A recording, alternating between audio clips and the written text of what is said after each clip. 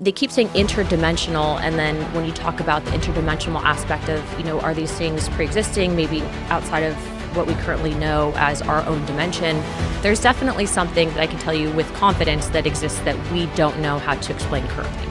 I think that they can actually operate through the time spaces that we currently have. This gets into the deeper theories and concepts of religion, but what I can tell you is based on the photos that I've seen, I'm very confident that there's things out there that have not been created by mankind.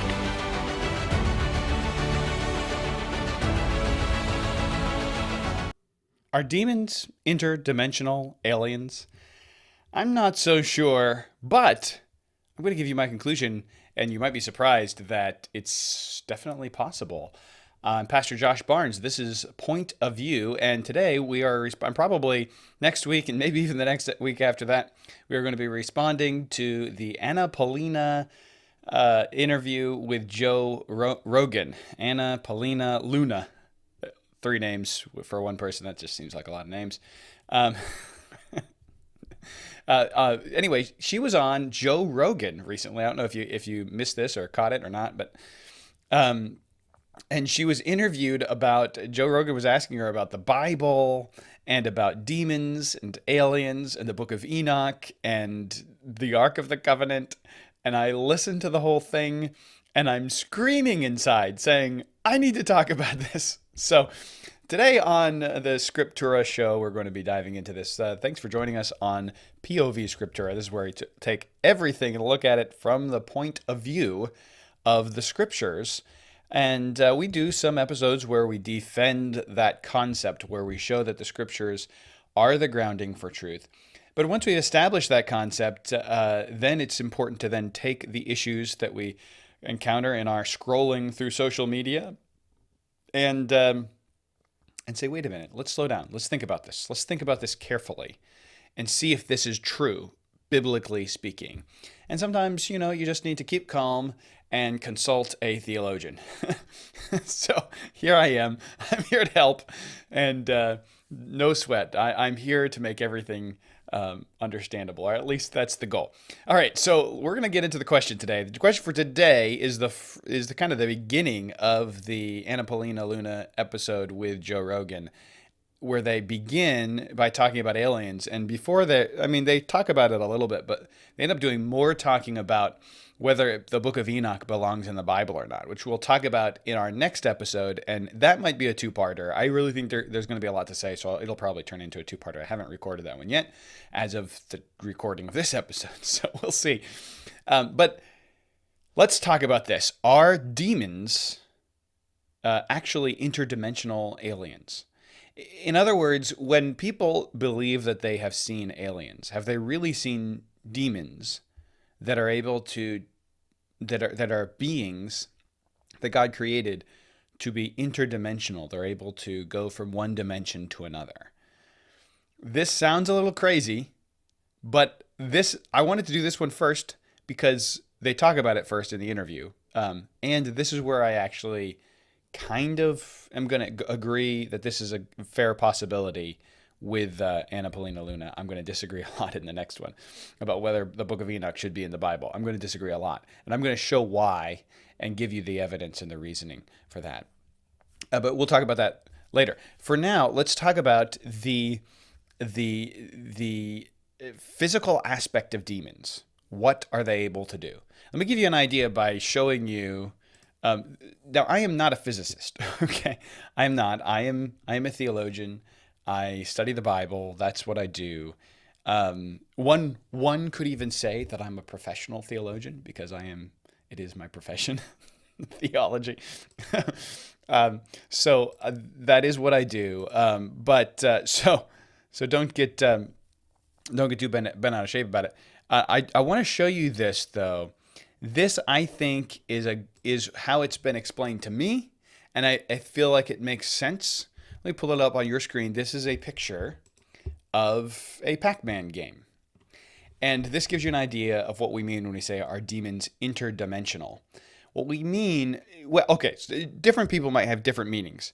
But essentially, how it's been explained to me as one possibility is you could have demons that are that are fourth dimensional. So we live in a three-dimensional space.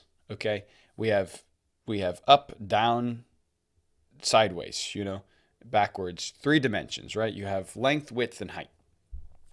Um, but our three dimensions would be very strange to a person, to Pac-Man. Pac-Man lives in two dimensions. Here you can see it on the screen here. Pac-Man, he has to go around the walls. He can't. The idea of climbing a wall is insane to Pac-Man. It doesn't make any sense because he lives in a two-dimensional world. Everything is two dimensions. He has sideways, you just have to travel around them. You can go up and down, but all in that same dimension. You can't go over something. You can't climb a wall.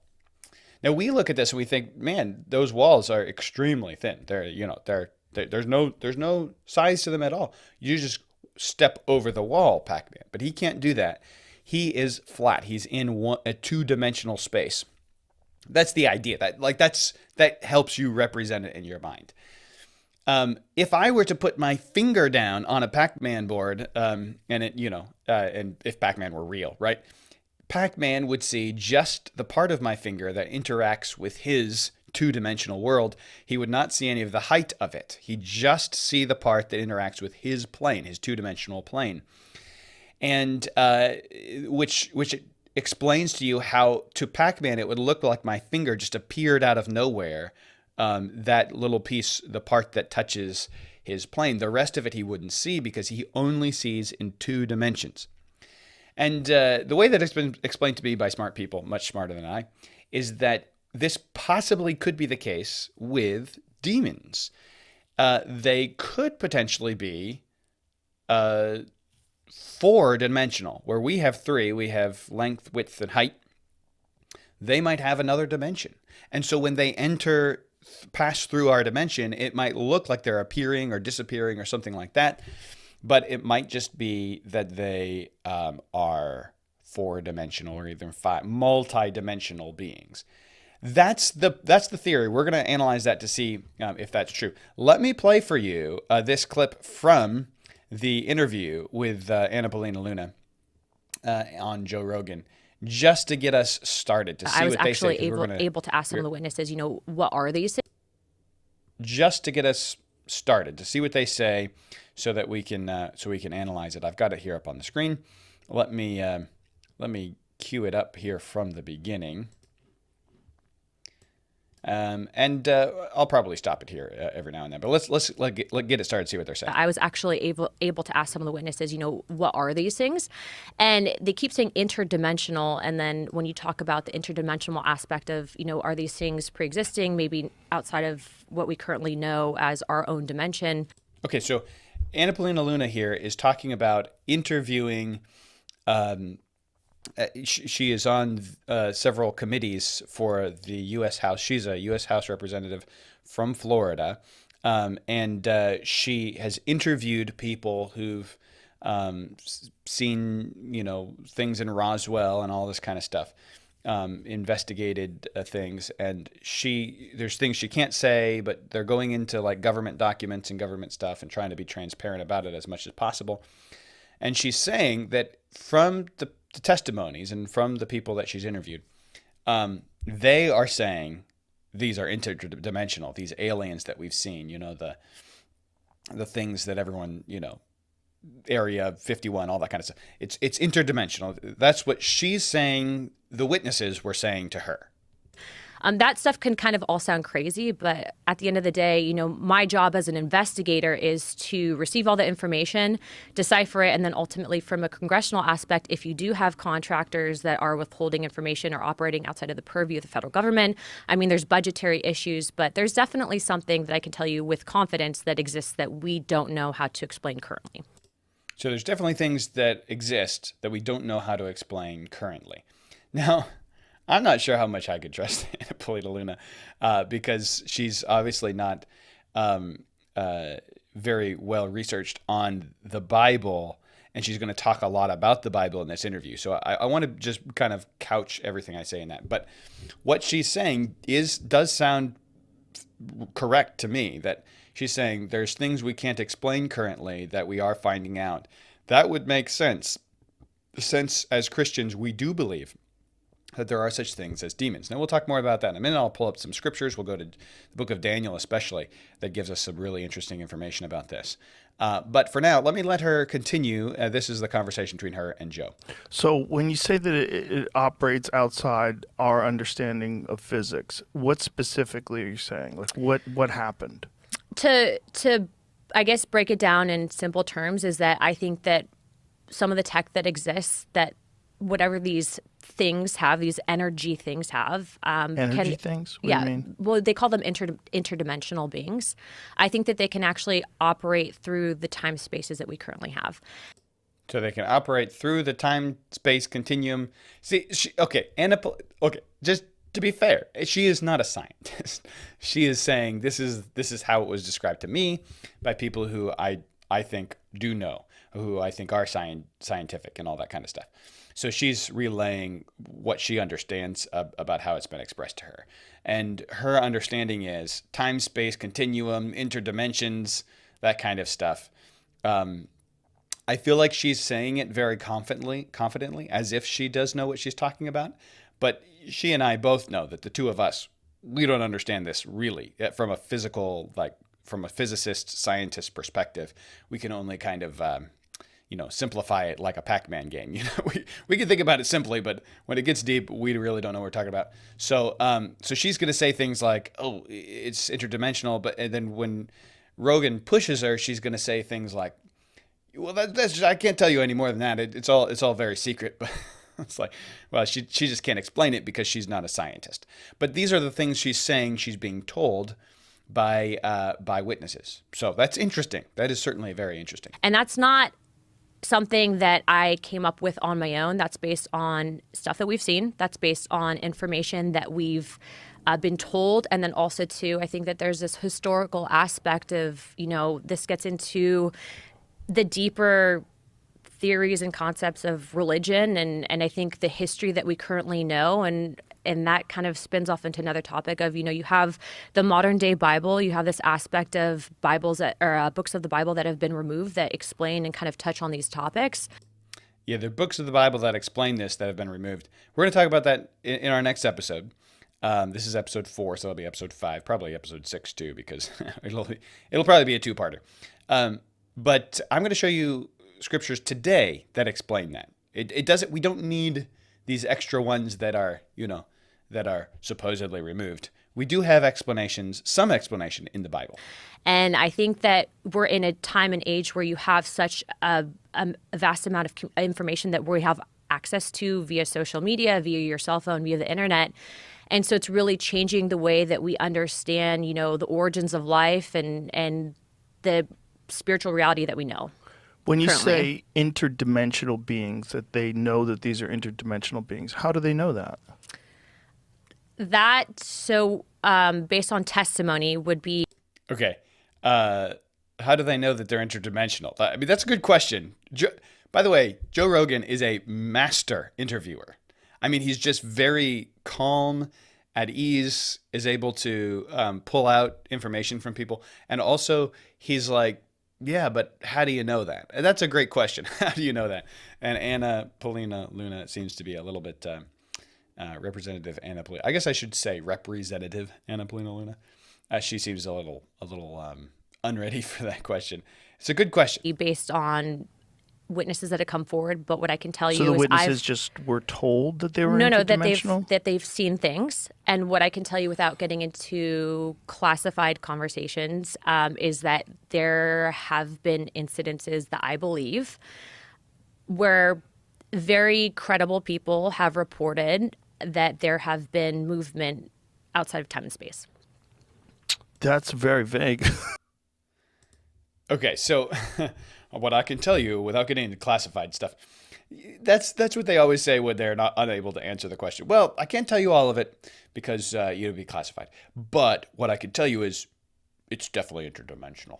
Okay, so I think what they're doing is they're looking at things that just appear to us to be unexplainable, and they're saying, maybe we're talking about an interdimensional thing, something that goes beyond what we're able to comprehend in our three-dimensional plane. And that makes sense, right? I'm not saying that what her conclusion is wrong. I'm saying that she's a little bit more confident about her conclusion than what I think the facts probably lead to. But that's okay, because I actually agree with her. Because and she mentioned in that clip that this actually gets into spiritual conversations. And that's true. It is true that that this leads us to a question about angels and demons, because we know that there are other creatures, other kinds of beings besides just the ones that we have here on the earth, right? So when God created the earth in Genesis chapter 1, we're told that he gave the dominion of the earth to mankind, right? To the flowers and the plants and the trees and the animals and the livers, livers too, but the rivers and the lakes, all of those things were given to mankind. So that seems to be, sort of the realm that we're supposed to be, that we're over. But we also know that he created other beings, and he doesn't even tell us much about their creation. But we're told throughout the scripture, we see these beings pop up, and they're called sometimes angels, sometimes spirits, or pneumatos in Greek, which means breath. In Hebrews, it says that he makes his ministers a spirit to their flames of fire. So these beings minister to God. They're also seen in the New Testament as pneumatos, but evil pneumatos, evil spirits that show up and are possessing and inhabiting people's bodies. And there's an evil spirit that messes with Saul in the Old Testament and gives him a really bad mood, it seems like. There's a really bad one. So there's a lot. So this is kind of all throughout the scriptures, this spirit thing that seems, whatever they're able to do, it seems like they're mostly invisible unless they want to be seen. And they're definitely able to do things we can't quite grasp. But that's not to say that they're magic and there's no scientific explanation for demons. Demons aren't just like, oh, it's just magic. There's no explanation. No, I mean, God, I'm confident that God made a laws of physics that govern demons. It's just that these creatures are able to do things that we can't explain with the laws of physics that we know now, as far as we know them. But that's not to say that some interdimensional thing might be happening, and I think that's probably exactly what is happening at best. So let me give you a couple verses on demons to kind of show you what I'm talking about. I want to go first to 1 Corinthians 15. So let me pull this up here in my Logos Bible app and pull it up on the screen. 1 Corinthians 15, here we go. This is a text about the resurrection, which is, I think, worth spending a lot of time on. Of course, it's text of scripture. But what I really want to do is show you when it talks about bodies and how we must be changed into new bodies after when we're raised from the dead. So here it says, verse 39, all flesh is not the same, but there is one kind of flesh of men, another flesh of beasts, another of fishes, and another of birds. So we're made differently. We talk about mammals and fish and birds and what's different about their bodies. Okay. And then he says this, there are celestial bodies, or heavenly, like bodies that are made for heaven, and bodies terrestrial, bodies that are made for the earth. But the glory of the celestial is one, and the glory of the terrestrial is another. So this verse, 1 Corinthians 15:40, does imply that there is a different kind of body that's been given to angels, and that they do have, in fact, something different about their actual bodily makeup that is celestial and makes them fit for a different, maybe you could say, dimension. And it may be that if scientists had a million years, they could never find heaven, because it could be that we're talking about a dimensional thing here, And that might explain why we have spirits, that our spirits go to heaven, but our bodies can't. There would the argument against that would be, well, aren't there people who go to heaven? No, Paul said he was caught up in the spirit and saw heaven. John was caught up, but it could have been a vision that he was seeing. It may not be that he was physically there, or maybe God just broke the rules of the dimensions for him. But at any rate, generally speaking, it does seem like there could be a dimensional aspect at play here when we're talking about the angelic bodies. Now, throughout the scripture, again, angels and demons are used, the same terminology is used for them, only one is evil, one is good. And so we could get into this whole, but we just don't have the time. But the words used for angels and demons are interchangeable, except the demons are the evil ones and the angels are the good ones. You got evil pneumatos, evil spirits, good pneumatos that minister to God. And so this is where we get the conclusion that demons are angels who fell. The Bible talks many times about Satan and other angels who left their first estate, sinned against God, and left heaven. And so they are now evil beings, whatever these beings are that God created that are interdimensional, if we want to call them interdimensional. There are evil ones and good ones. And so with that being in mind, let me take you to Daniel chapter 10. This is probably the single most revealing scripture on angels and demons. It's quite fascinating. Let's look at it for a second.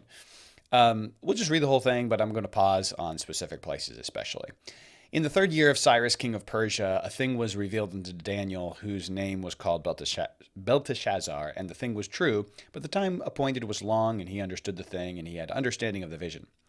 In those days, I, Daniel, was mourning 3 full weeks. I ate no pleasant bread, neither came flesh nor wine in my mouth, neither did I anoint myself at all till 3 whole weeks were fulfilled. So he's praying about this thing. In the 24th day of the month, I was by the side of the great river, which is Hiddekel.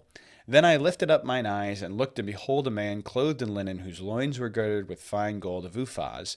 His body also was like the beryl, and his face as the appearance of lightning, and his eyes as lamps of fire, and his arms and his feet like in color to polished brass, and the voice of his words like the voice of a multitude.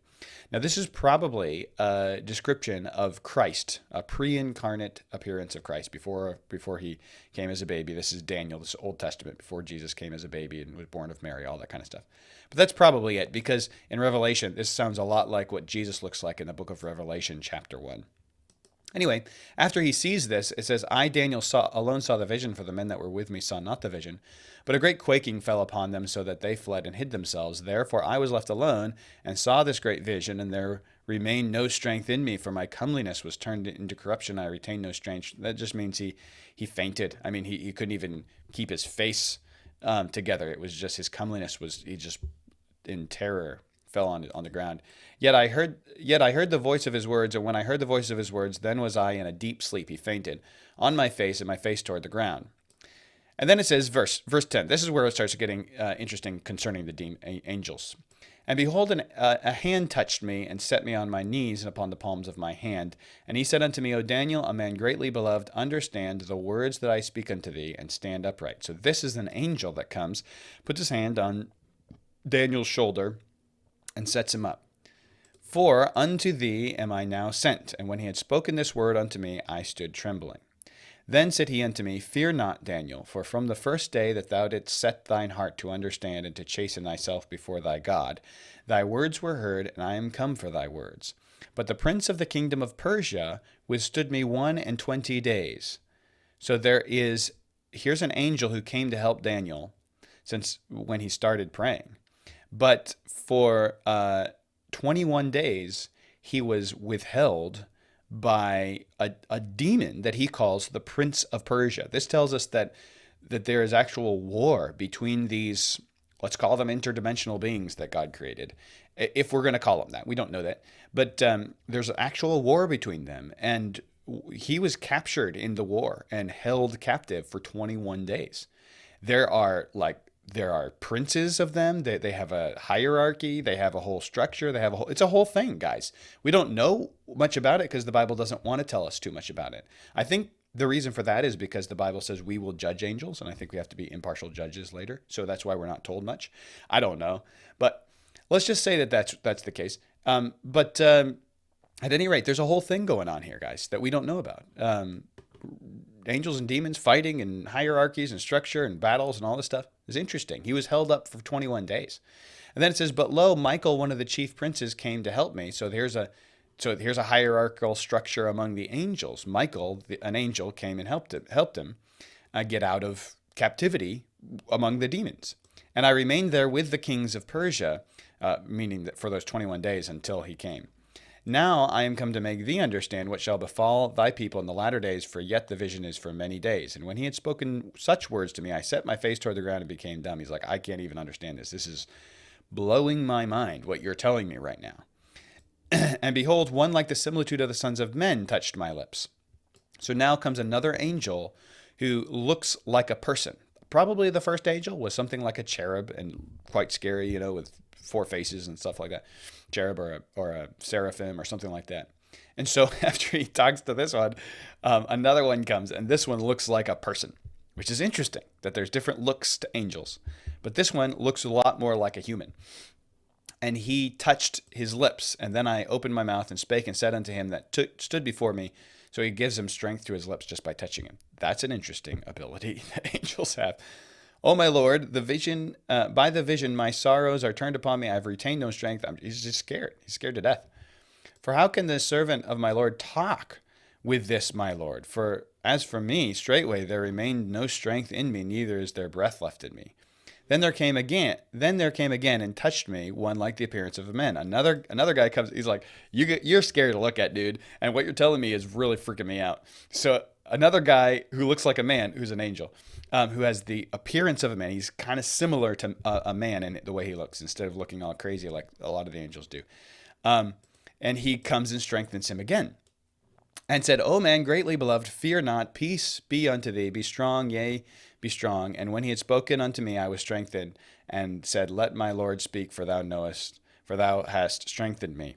Then he said, Knowest thou wherefore I am come unto thee? And now I will return to fight with the prince of Persia, again, that demon that had held him captive. And when I am gone forth, lo, the prince of Grecia shall come. Meaning there's more wars to come. There's more things happening. What are we looking at here? Well, we're looking at something that pulls back the veil a little bit into the world of angels and demons. They are fighting. There's wars. They're capturing each other.